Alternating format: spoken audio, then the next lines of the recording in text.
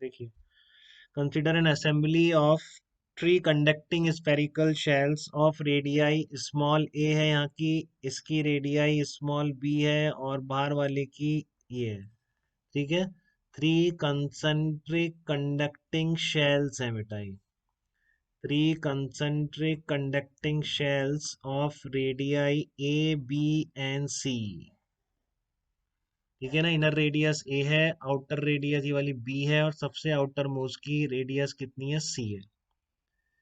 तो इस कॉम्प अभी ये तो नहीं पूछेगा कि चार्ज इतना देके कैपेसिटेंस बताओ, आपको पता है कि कैपेसिटेंस चार्ज वार्ज पे डिपेंड नहीं करती है। तो बस ये पूछा है इस असेंबली की, find out the capacitance of assembly between A and B. अगर ए और बी यहाँ पे टर्मिनल लगा दिए जाए, ए और इसको बैटरी से ए और बी को अगर कनेक्ट करना हो, ठीक है, तो ए और बी के बीच find out C equivalent between A and B कितनी होगी, ए और बी के बीच इक्विवेलेंट कैपेसिटेंस कितनी होगी ये निकालना है। ठीक है ना, find out equivalent capacitance between terminals A and B कितनी होगी। देखो इसमें क्या बन रहा है आपका, अगर आप इसको देखो प्लस क्यू दोगे तो फिर आपको डिस्ट्रीब्यूशन भी क्लियर है इसमें। ठीक है ना, डिस्ट्रीब्यूशन में तो किसी को दिक्कत नहीं है बिल्कुल भी। इस असेंबली का डिस्ट्रीब्यूशन तो बहुत ही क्लियर है सब बच्चों को। कि मान लो इसको प्लस क्यू दिया और बाहर माइनस क्यू दिया तो इधर कितना आएगा, माइनस क्यू आएगा। इसको कुछ नहीं दिया था, बीच वाली पे जीरो रहना चाहिए, बाहर का माइनस क्यू, ऐसे ही आ जाएगा बेटा। ए और बी टर्मिनल के बीच निकालनी है आप।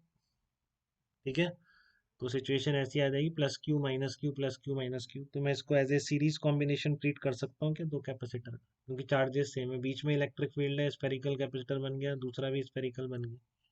ठीक है, तो मैं इसको कैसे ट्रीट कर सकता हूँ, combination, series combination of two capacitors treat कर सकता हूँ क्या, बताइए। प्लस क्यू देने पर माइनस क्यू देने पर चार्जेस ऐसे ही आएंगे, प्लस क्यू सामने माइनस क्यू, बीच वाली को कुछ नहीं दिया था तो बाहर प्लस क्यू और ये माइनस क्यू आ गया।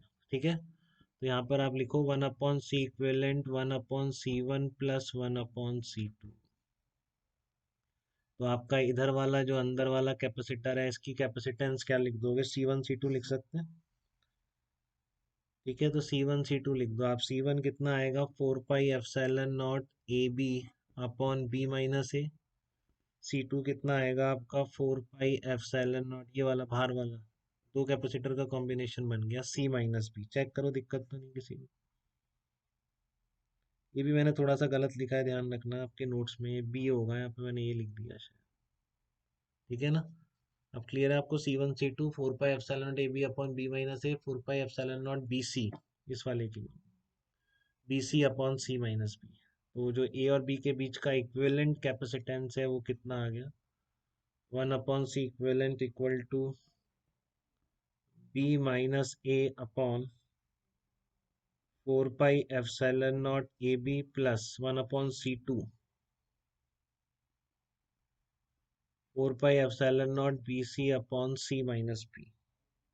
ठीक है, तो इसका लिख दो आप, one upon C equivalent equal to one upon four pi epsilon naught B, और ये आ जाएगा आपका B by A minus one plus one minus B by सी। कर लो इसको, सॉल्व कर लो तो ये आ जाएगा आपका one upon C equivalent four pi epsilon naught A one upon A minus one upon C, B cut जाएगा इसका, बी कट जाएगा। तो देखो सी इक्विवेलेंट क्या आ रहा है इसका, four pi epsilon naught a c upon C minus c. C equivalent कितना आ रहा है, four pi epsilon naught a c upon C minus c. ये सी इक्विवेलेंट आ रहा है इसका, four pi epsilon naught a c upon C minus c. हाँ, तो यहाँ पर एक बात गौर करिए बेटा, ये बीच के पे तो डिपेंड ही नहीं कर रहा, उस कंडक्टिंग प्लेट रखने से कोई फर्क ही नहीं पड़ रहा, बिल्कुल उसी तरह से। ठीक है ना, बिल्कुल उसी तरह से जैसे कि पैरेलल प्लेट्स के बीच एक थिन कंडक्टिंग प्लेट रख देने पर कैपेसिटेंस में कोई चेंज नहीं आता है, सेम ऐसा यहाँ पर भी दिख रहा है क्या आप लोगों को, no effect of placing, no effect of placing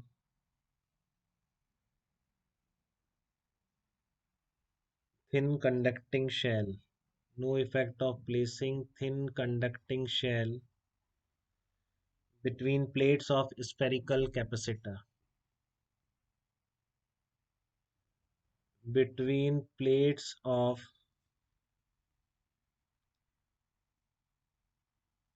spherical capacitor. ठीक है, no effect of placing thin conducting shell. ठीक है, no effect of placing thin conducting shell between plates of spherical capacitor. ठीक है.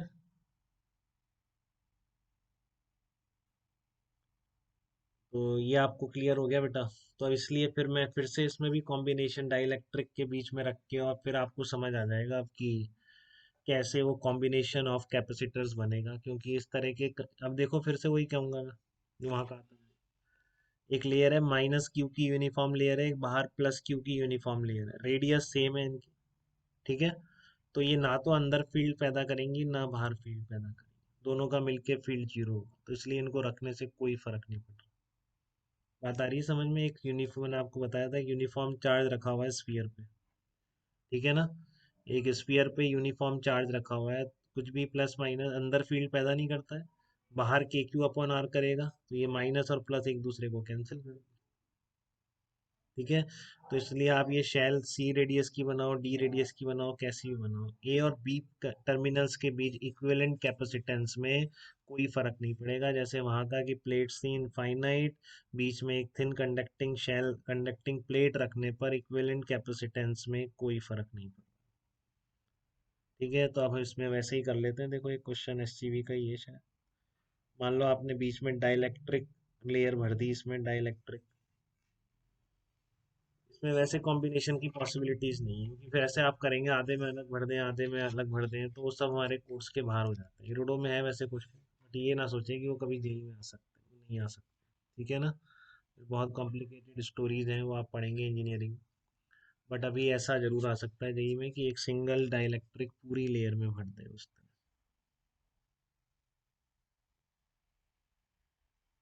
इस तरह का आप डाइलेक्ट्रिक पूरी इस तरह से भर दिया आपने, और ये आपका कैपेसिटेंस है. ठीक है. तो अब मैं यहाँ पर डाइलेक्ट्रिक भर दे रहा हूँ एक. देखिए आप इसको.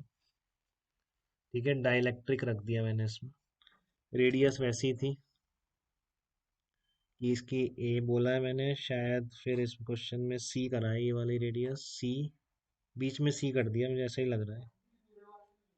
बीच में सी कर दिया और बाहर वाली फिर बी बोला. अब कैपेसिटेंस चेंज हो जाएगी. ठीक है ना. अब मैं नहीं बोलूंगा क्योंकि ये डाइलेक्ट्रिक है, कोई थिन कंडक्टिंग प्लेट नहीं रखी हुई. बट मैं निकाल सकता हूँ, क्योंकि मैं बोलूंगा कि इस ए और बी टर्मिनल के बीच निकालनी है आपको इक्विवेलेंट कैपेसिटेंस. ठीक है. डाइलेक्ट्रिक कांस्टेंट के मान लेते हैं इसका. तो मैं बिल्कुल निकाल सकता हूँ. अब कैसे? क्योंकि जब पूरा भर दिया आपने ए और बी के बीच, तो यहाँ पर आप क्या सी क्या मान सकते हैं, एक थिन मेटेलिक कंडक्टिंग शेल अगर मान लेंगे यहाँ पर इस जगह पर, तो आपको कॉम्बिनेशन बहुत क्लियर हो जाएगा, क्योंकि फिर प्लस क्यू माइनस क्यू के बीच डाइलेक्ट्रिक, और फिर इधर प्लस क्यू और माइनस क्यू के बीच कुछ भी नहीं. बट ये कॉम्बिनेशन क्लियर है कि दोनों किस में हो जाएंगे, सीरीज कॉम्बिनेशन में हो जाएंगे. ठीक है ना. तो यहाँ पर मैं कह रहा हूँ assuming thin metallic shell, assuming thin metallic shell, क्योंकि उसको रखने से कोई फर्क नहीं पड़ेगा, हम देख चुके हैं. Assuming thin metallic shell. ठीक है. System can be considered as a combination. Shell system can be considered. System can be considered as a combination of. हाँ राधिका सही निकाला होगा बेटा आपने. System can be considered as a combination of, can be considered as a combination of two capacitors in series. Two capacitors in series. ठीक है. तो C1 C2 निकाल दिया, पूरा डाइलेक्ट्रिक भर दिया, तो के आ जाएगा बेटा. इसमें भी वही होता है, आप चाहे से चेक कर सकते हैं क्यू और माइनस क्यू देके. ये पूरे में अगर भर दिया इसके बीच में, तो फिर आपका एक जो अंदर वाला है ए और बी के, ए और सी के बीच जो बन रहा है, ठीक है ना, वो ऐसे बनता अगर डाइलेक्ट्रिक नहीं होता तो ए c upon C minus a बनता, 4 pi epsilon naught a c upon C minus a, और आप किससे मल्टीप्लाई कर देते, जस्ट के से मल्टीप्लाई कर देते। ठीक है, और इस तरह बाहर जो है आपका इन दोनों के बीच में वो सी टू क्या बनता, वो बनता 4 pi epsilon naught B C upon B minus c बनता। देख लो एक बार। ठीक है ना, बाहर वाला जो कैप उसके बीच में कुछ नहीं है, अंदर वाले में है। ठीक है, तो अब आपका सी इक्विवेलेंट कितना आ जाएगा, आप कैसे भी निकाल लो यार, सी इक्विवेलेंट हो जाएगा 1/C equivalent equal to 1/C1 plus 1/C2। ठीक है, तो 1/C इक्विवेलेंट कितना आ जाएगा, 4 pi epsilon naught C upon C minus A upon K into A plus B minus C upon B. तो फाइनल रिजल्ट ये रहेगा आपके इक्विवेलेंट कैपेसिटेंस का। सी इक्विवेलेंट आ जाएगा आपका 4 पाई एप्सिलॉन नॉट के ए बी सी अपॉन के a b minus c plus b into c minus a. ये आपकी इक्विवेलेंट कैपेसिटेंस निकल के आ के बी सी अपॉन के a b minus c plus b into c minus a. ठीक है, अब आगे बेटा इसकी सिमेट्री वाली बातें हैं। ठीक है ना, जो मैंने लेक्चर भेज रखा है, शायद आपको लेक्चर 9 भी भेज रखा है, वो आप एक बार खुद से देखेंगे, वो क्वेश्चन मैं करा नहीं रहा हूँ, नोट्स में है आपके पास। ठीक है ना, वही body cubics case of cube मैंने बताया।